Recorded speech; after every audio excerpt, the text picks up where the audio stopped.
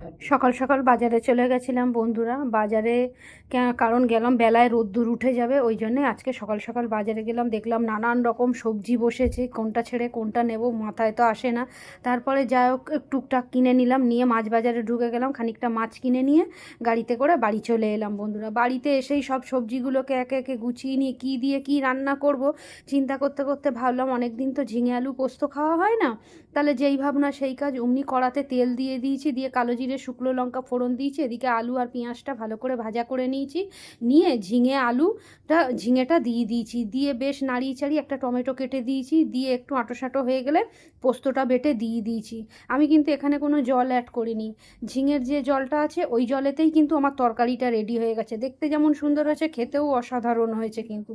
তারপরে বন্ধুরা আবারও কড়া বসিয়ে দিলাম, অপর সাইডে একটু ডাল করেছিলাম, এই ঝিঙে আলু পোস্ত দিয়ে ডালটা খেতে কিন্তু দারুণ লাগে।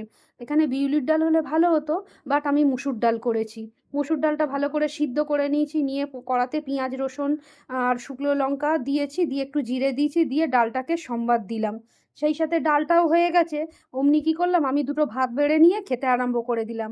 মানে এতটাই রান্না বাড়া করেছি দেখে তো আমার লোভ লেগে গেছে, ওই জন্যই একটু ভাত বেড়ে নিয়ে খেয়ে পেটটাকে ঠান্ডা করে নিলাম। তো হ্যালো এভরিওয়ান, তোমরা কেমন আছো? আশা করি তোমরা ভালো আছো। তোমাদের আশীর্বাদে ভালোবাসায় আমিও ভালো আছি। আমার ভিডিওটা ভালো লাগলে লাইক কমেন্ট করে পাশে